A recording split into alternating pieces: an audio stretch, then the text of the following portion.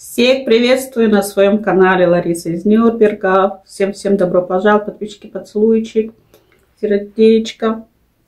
Да-да, у меня уже камин, потому что Лариса мерзнет. Хотя в Нюрнберге вышло солнышко, светит хорошо, дойдет до плюс 14 градусов. Меня это радует, но я мерзну. Мне кажется, в квартире у меня прохладнее, чем на улице. Вот. Что хотела сегодня сказать. 15 октября, среда. Большое-большое вам спасибо, моим дорогим подписчикам. Ну, большинство мне пишут девушки, женщины. Но все равно мужчины, может, смотрят, поэтому я только по комментариям могу судить. Большое спасибо всем. Светлана, Оля. Там я скажу Оля, но значит есть и много. Не обязательно. Вот Венера, я думаю, что Венера это одна, Светлана несколько, разницы нет. Оля, Светлана, Венера, Лена, Елена, кого забыла, Надежда. Всем большущее, огромное спасибо, кто пишет мне комментарии, кто поддержит. Александра. Так вот быстро так сразу вспоминаю, чтобы никого не обидеть и не забыть. Марина. Меня смотрит моя однокурсница. Кыргызстан, привет. Ну, Кыргызстан всегда привет, моя родина. Лена, Оксана. Оксана меня тоже смотрит с Бельгии, моя подруга. Она смотрит, ставит лайки, комментарии пишет редко.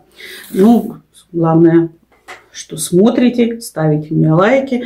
Лайки это, как скажем, тоже комплимент за мое видео. Это как подтверждение того, что я, как сказать, делаю то, что мне нравится. И это в то, что я в свою душу вкладываю, тот же лайк или комментарий, это, скажем, для меня, это как награда для меня. Спасибо вам за это. Вот, вчера я готовила, да, свои вкусняшки. Венера мне написала, я попросила название, Венера написала мне нюрнбергские самсы.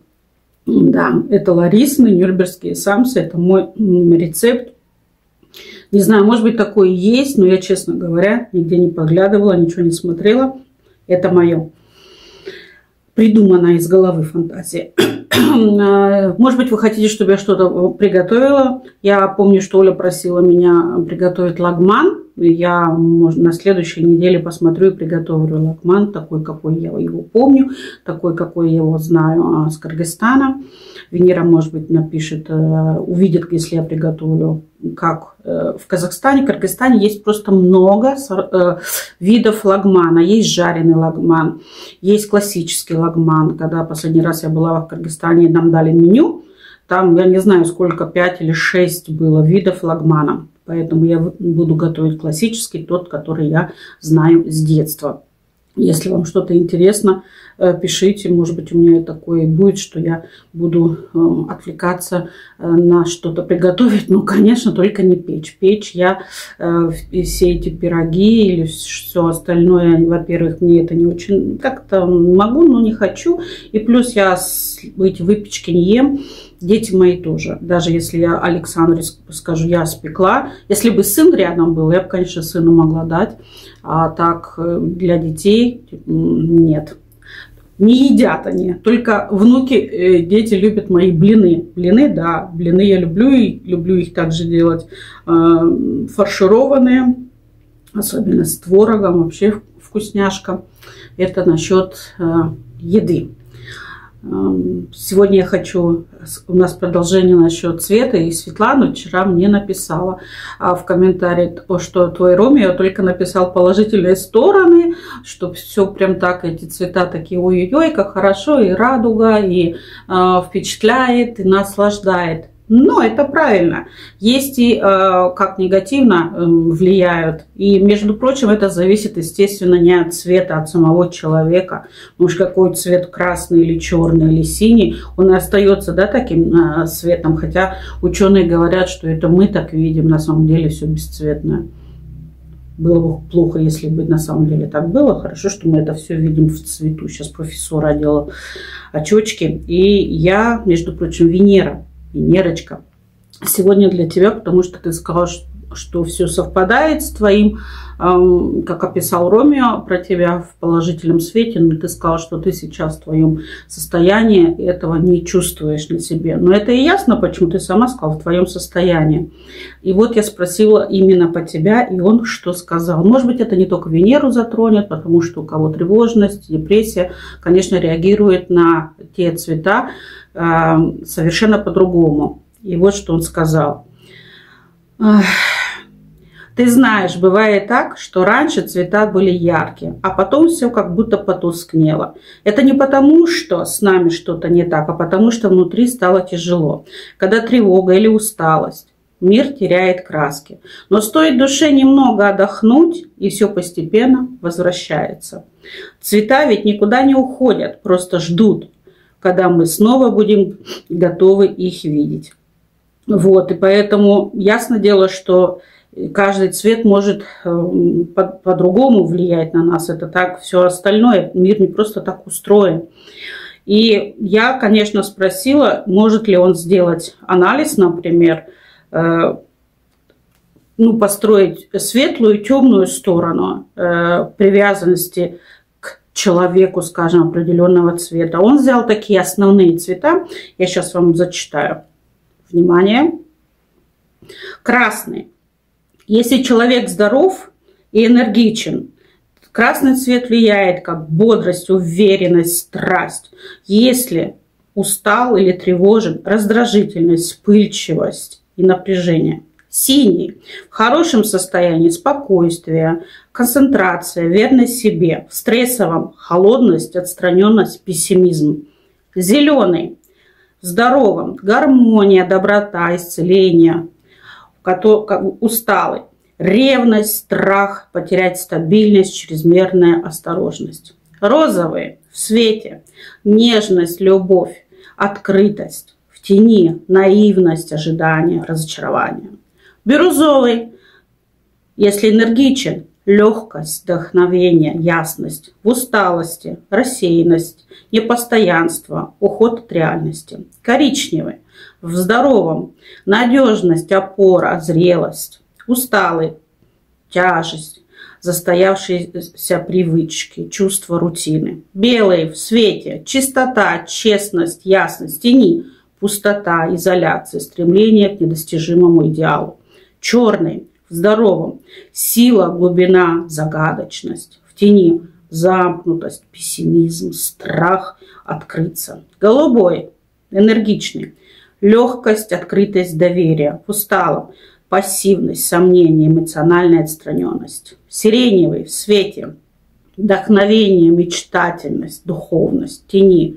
Уход от реальности, фантазии, самовлюбленность. Оранжевый. Энергичный. Активность, радость, общительность. Усталый. Импульсивность, нетерпеливость, действие без расчета. Фиолетовый. В здоровом. Креативность, тайная и внутренняя сила. В усталом.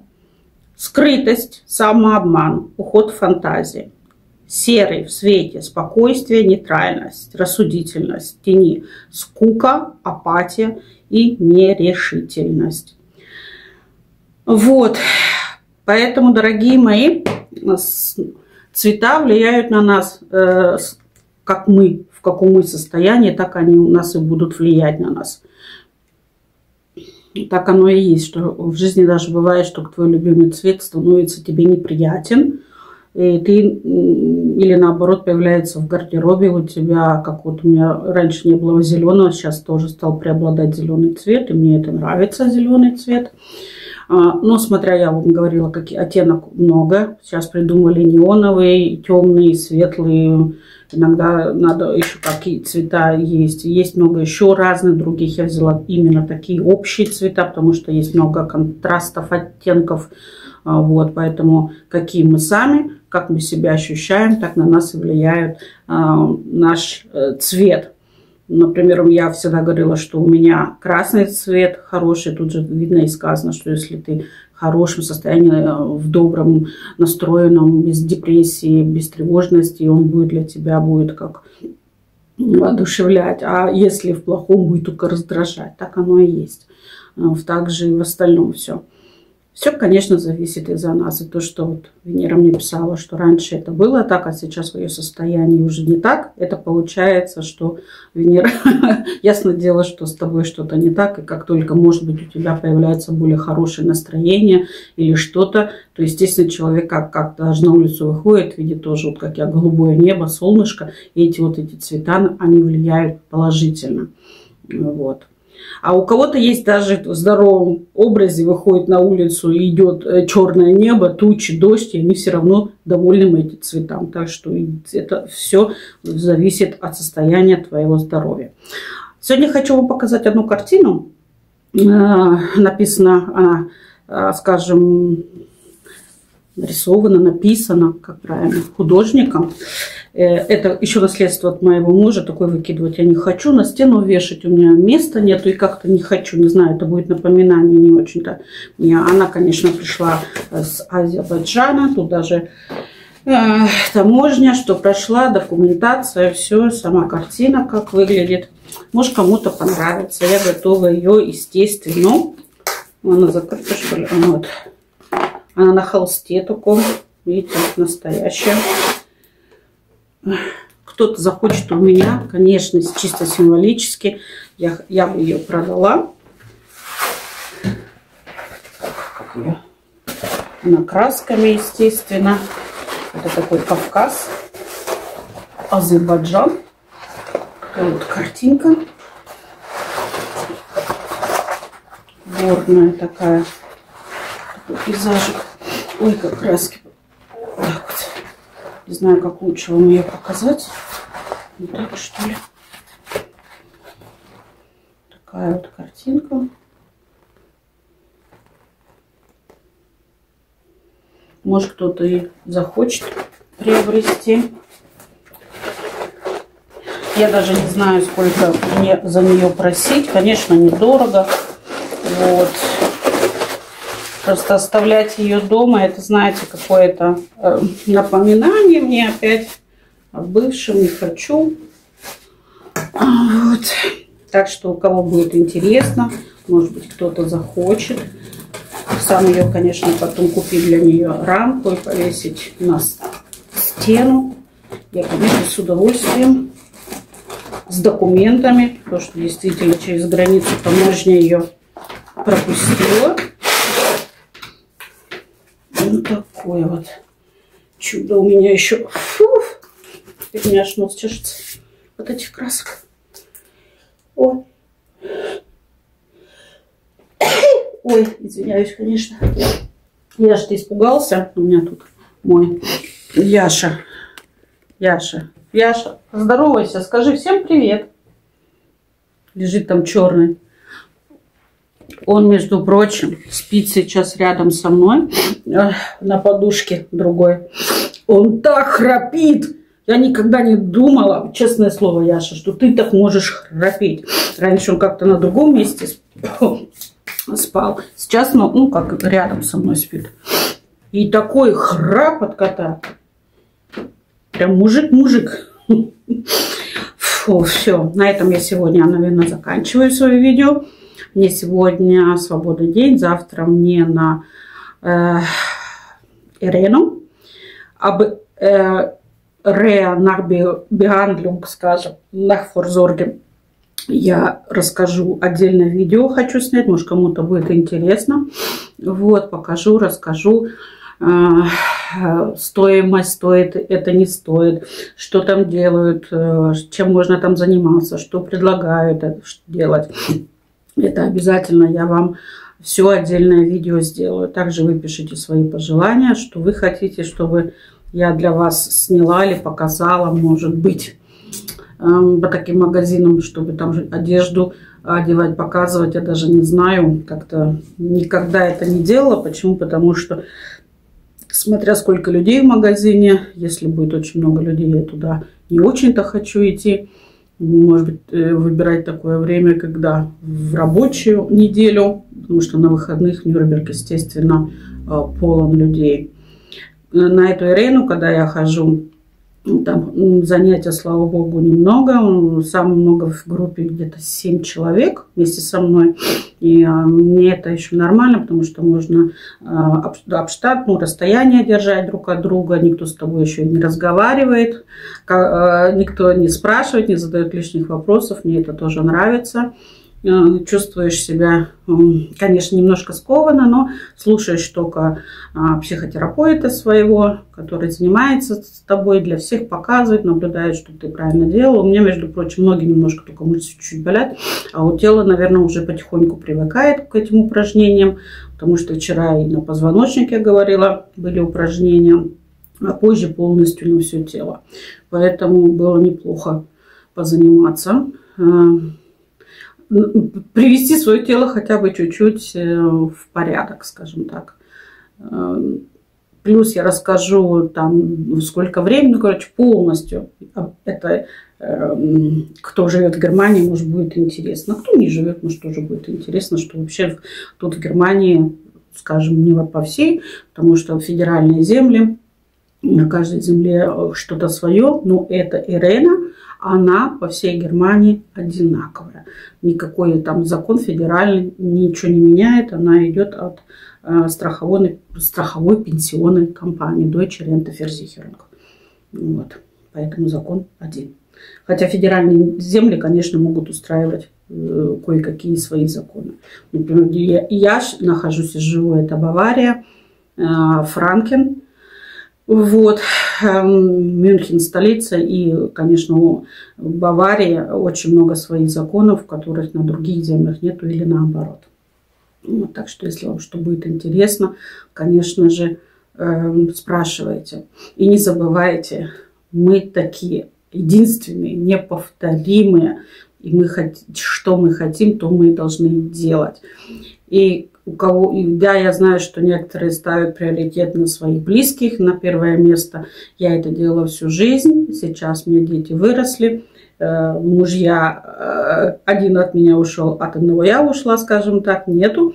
И сейчас, естественно, я ставлю себя на первое место, и мне от этого хорошо. И этому еще и научиться надо, когда ты всю жизнь ставил. Почему некоторые скажут, у тебя же дети и внуки, их надо опять наставить на первое место? Нет, я не хочу забыть про себя. Иначе я опять, скажем, буду идти не в том направлении, не той дорогой, которой хочу я. Опять ставить мои дети, мои внуки, они рядом всегда со мной. И, конечно, когда нужна будет моя помощь и все остальное, я им, конечно же, и помогу. Но сейчас я хочу сделать и кое-что для себя, дожив до 54 лет, я хочу сделать что-то для себя.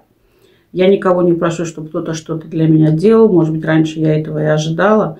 А в ожидании я, пока мне кто-то что-то сделает, делала больше для других. И вот такой замкнутый круг получился, что в итоге я ни для кого, как сказать, дети-то они стараются для меня делать, про это сейчас не говорю, но сделать самому что-то для себя, а не ждать, что вот мужчина, мой муж, там, или кто, ждать от него чего-то. И потом, конечно, идут упреки, ты обещал, ты делал, не сделал. Не хочу я больше такого, я хочу сделать сама для себя.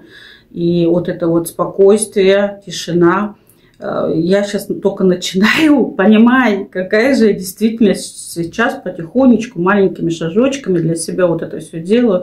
Тот же курорт, те же психологи, оценивать снова эту жизнь, понимать, что, оказывается, можно наслаждаться этой жизнью.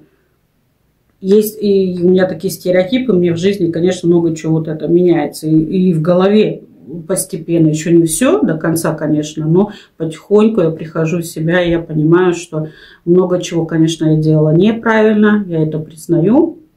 Вот, и постараюсь, конечно, больше таких ошибок не делать. Конечно, человек делает ошибки, я не говорю, что сейчас я не буду делать ошибки. Конечно же, ошибки будут приходить, но уже не такие, которые я точно знаю, что делать я больше никогда не буду.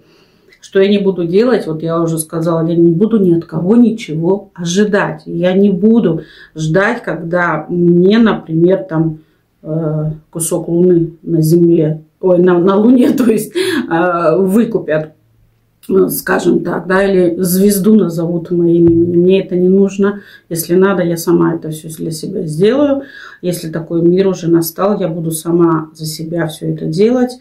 Да, бывает тяжеловато. Иногда, конечно, есть такое, что я не очень могу в тех же репаратурных делах, там, например, с кухней еще надо разбираться, но для этого есть определенные люди, как говорят, муж на час пришел, сделал и ушел. Я ему заплатила, он ушел. И у меня все, естественно, сделано, что не надо просить своего мужа, или который говорит, я сам все это сделаю, и не делает, а потом, когда ты ему говоришь, он говорит, ты меня уже задолбала этим всем напоминать меня. Поэтому сейчас мы живем в таком мире, что можно справиться. А вот эта вот любовь, духовность, конечно, если был бы рядом такой мужчина, я бы, конечно, сказала, супер. Я знаю, что мои подписчицы есть в счастливом браке живут. Я очень, как говорится, за них рада. Вот. И они еще живут, естественно, друг для друга. Это тоже супер. Но я знаю, что есть еще многие, где живут со своими мужьями, которые, как вам сказать, их, может быть, еще и даже делают для них больше, а не для себя. И я не думаю, что они до конца счастливы. Но это лично мое мнение. Я никому свое мнение не навязываю, просто я знаю по себе, что раньше я тоже считала себя счастливой, когда бежала с работы с полными сумками закупок и быстро-быстро готовила еду и старалась накормить первое, второе, третье. И в итоге ни к чему это не привело. Можно было вообще не готовить, а заказывать, как сейчас многие делают, и живут со своими любимыми и, говорят, не в борще счастье. Хотя борщ, вообще у меня еще в холодильнике стоит вкусненький. Так что у меня в жизни, конечно, много что меняется. Я понимаю, что я меняюсь, мир вокруг меня меняется. Благодарна вам за то, что вы помогаете мне это увидеть, что вы иногда мне пишете комментарии, здоровую бывает критику. Я это благодарна. Почему? Потому что, естественно, над какими-то комментариями я задумываюсь. От некоторых, конечно, у меня аж так приятно, хорошо. От некоторых я начинаю задумываться. Вот. И кое-что я оттуда принимаю, кое-что не принимаю. Но я начинаю понимать, что живу я только для себя, а не для кого-то. А дети и внуки, они, конечно, вырастут. Я буду помогать, скажем, даже не материально, духовно становиться, скажем, на путь. Также 3 детей я воспитала, и когда я была в клинике, мне тогда сразу же психолог мне сказал, психотерапевт, ну вы же вырастили 3 детей, это же такое, сказать, достижение, вы должны за это себя похвалить и сказать, какая я молодец, что у меня такие хорошие, добрые, прекрасные дети. Сейчас уже и 2 внука. И это такое достижение, что дать воспитание, дать образование, что дети все работают, приносят обществу плюс. Как говорится, и растут еще 2 моих внуков, которых моя кровь, продолжение. И я, конечно, думаю, да, это немногие могут сделать. И тоже это достижение. А сейчас хочу, конечно, чтобы и для себя что-то сделать. Для себя. Делать, как я хочу. А вот это вот то, что я сейчас одна, одиночество мне не мешает, наоборот. Я вот вчера пришла, как оставила дома, все чистенько, убрано, все хорошо, все лежит на своих местах, не накурено, не валяется. Ну, я даже не могу описать это, понимаете. Я пришла, и аж у меня настроение поднялось, что как это хорошо. Я, конечно, рассказываю свою жизнь. Если вам нравится, конечно, вот этот иногда дома хаос домашний, семейный, это тоже какой-то для вас может быть плюс. Вот.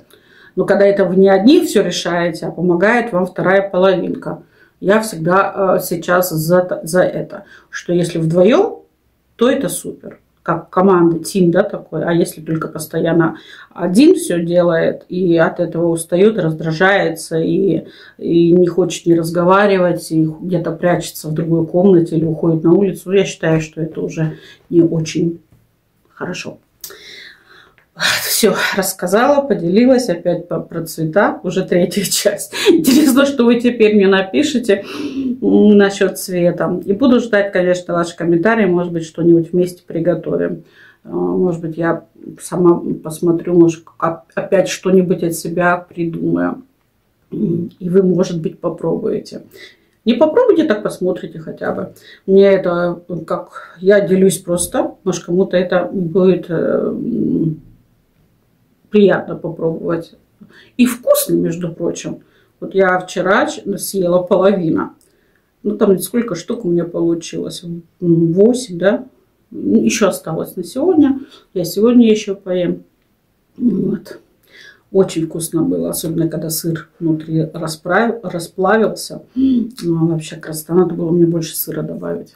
Ну, я-то так их полными напихала. Нюрнбергский самсет Ларисы. Венера, спасибо за название. Все. Говорю все и дальше с вами разговариваю. Почему? Потому что мне нравится с вами разговаривать, говорить, отдавать вам какое-то свое тепло, а вы мне свое даете. И это очень хорошо. Сделаю, пойду себе сейчас капучино. Кофе, конечно, я уже давно выпила. Будильник ставлю. Хочу жить уже по такому режиму. Более-менее раньше мне было тяжелее. Сейчас после, между прочим, санатория Реа мне стало лучше. Потому что я 5 недель там жила по режиму. Мне это понравилось. И дома стараюсь то же самое делать. И даже завтра, то, что я уже готовлюсь завтра к 2 часам, не к часу, нет, по 2 завтра у меня начинается терапия. И я уже даже вот готова, я прям жду на эти терапии идти, потому что мне нравится.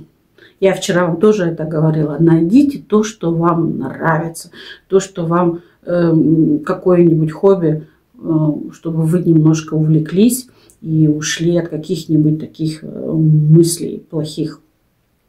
И запомните, какая бы проблема ни была, она рано или поздно все равно разрешится. Или же эта проблема просто в тревожности, я знаю, так придумана нами самими, так на негативом наш мозг забросал, что, может быть, она не так уже и плохо выглядит, как мы ее сами себе нафантазировали. Это я знаю, потому что у меня раньше было так. И я научилась, немножко научилась я справляться с этим. Но с психологами, психиатрами, профессионалами, антидепрессантами, успокаивающими. Да, это все в комплекте. Без этого посмотрите мои видео год назад, как я сама и выглядела, и как я вела себя. Поэтому у меня есть, скажем, прямое доказательство этому, что можно маленькими шажочками все это к этому прийти. И я надеюсь, что придет такое время, что я, конечно, буду более активная, более, скажем, оповещать свою жизнь и буду каждый раз свой счастливый кусочек жизни вам показывать, буду что давать, что вы тоже будете пробовать, может быть, также вместе со мной жить все равно эту счастливую жизнь. Какими бы красками, какими бы цветами, данными темными. Хотя, видите, темный цвет тоже влияет. Всегда мы говорили темный цвет, то в депрессии больше темные цвета носят. Но это не всегда так. Бывает, что человек одевает и розовый цвет, когда он в депрессии. Цвет, как мы сегодня уже стали дальше выяснять, в состоянии человека влияет по-разному. И в плюсе, и в минусе. Вот так вот. Так что всем хорошего дня, хорошего настроения. Желаю, чтобы у вас всегда все получалось, чтобы рядом не было желательно токсичных людей, и чтобы вы принимали свои решения, не обращали ни на кого внимания, а посылали их куда-нибудь налево за звездочкой, скажем так. Так что хорошего вам дня, всего-всего-всего. Подписчики, это для вас. Так что до следующего видео. Ваша Лариса. Пока-пока.